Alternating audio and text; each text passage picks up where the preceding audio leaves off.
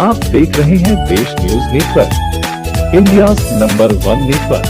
भारतीयों अपना परिचय दें। मैं अखिल भारतीय धानुक महासंघ के प्रदेश अध्यक्ष शंकर प्रसाद, बिहार के समस्त धानुक पुत्रों, क्रांतिकारी अभिवादन। जय बाबा महतो साहब। सर्वप्रथम अखिल भारतीय धानुक महासंघ की ओर से जातीय जनगणना की सर्वदलीय फैसला लेने एवं उसके लिए 500 करोड़ का बजट प्रावधान करने हेतु बिहार के सामाजिक क्रांति के अग्रदूत मुख्यमंत्री नीतीश कुमार जी को धन्यवाद देता हूं। वर्ष 1931 की जातीय जनगणना के बाद वर्षों से जातीय जनगणना की मांग हो रही थी।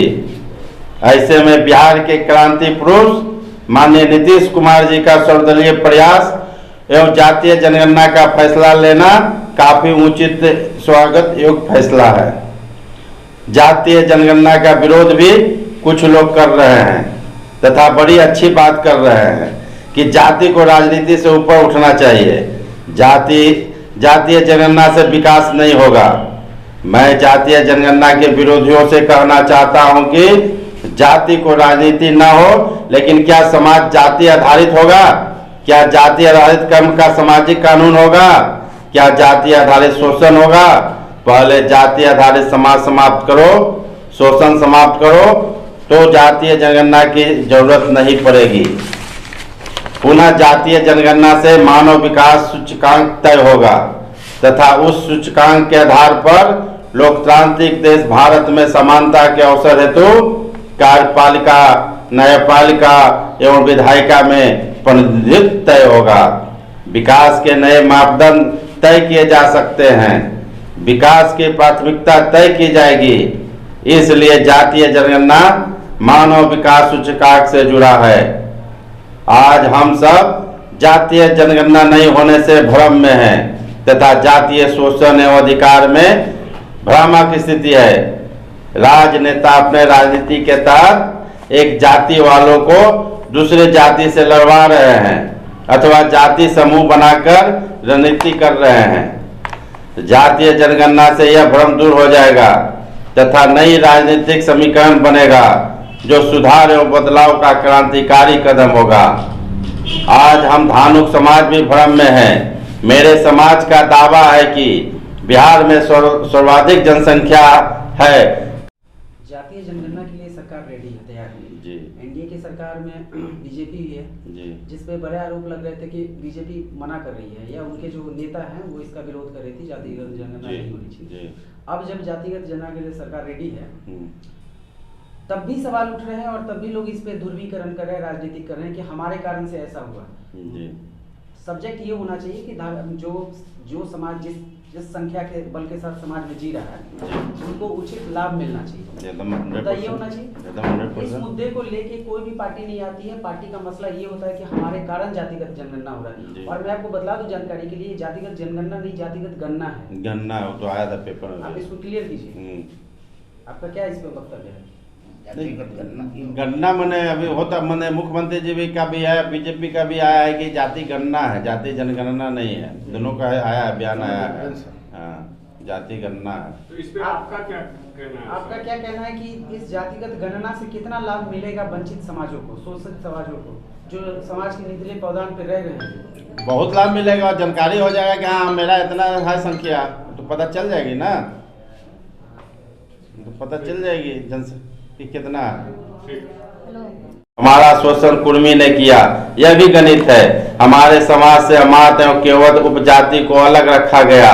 धानुक जसवार में एकता स्थापित नहीं होने दिया गया, जबकि दोनों की सामाजिक रीति रिवाज एक समान है।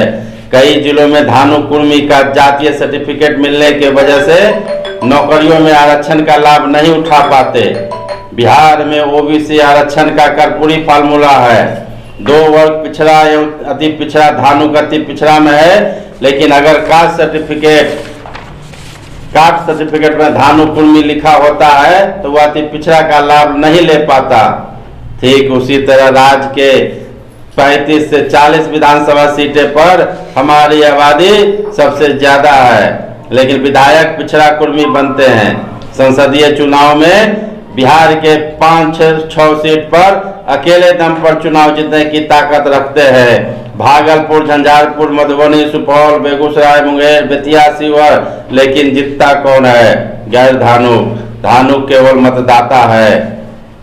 इसलिए तमाम परिस्थितियों को देखकर अखिल भारतीय धानुक महासंघ के प्रदेश अध्यक्ष के नाते मैं शंकर प्रसाद समस्त धानुक पुत्रों से जसवार, अमात, केवट के साथ साथ सभी उपजातियों से अपील करता हूं कि कुर्मी कहलाने में गौरवान्वित महसूस करते हो तो करें, लेकिन जातीय जनगणना में केवल धानुक शब्द ही लिखाएं, न कि धानुक कुर्मी।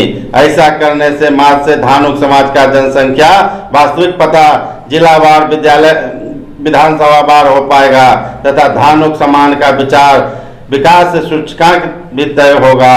मैं समस्त धानुक वीरों से बाबा महतो के कसम खिलाकर अपील करना चाहता हूं कि धानुक समाज में आर्थिक और शैक्षणिक रूप से अग्रणी परिवार अगर धानुक नहीं कहकर खुद को धानुक कुर्मी कहलाने में गर्व महसूस करता है तो उसे सामूहिक रूप से समझाए, उन्हें चिन्हित करे तथा समझाने में सामाजिक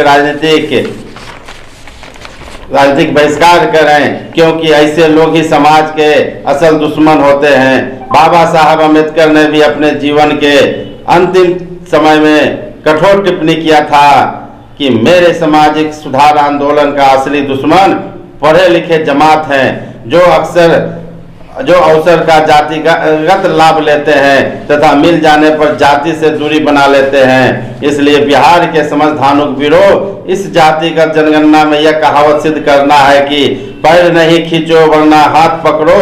समाज के विभिन्न उपजातियों को जागरूक करे, संकलित करे तथा जनगणना में केवल धानुक शब्द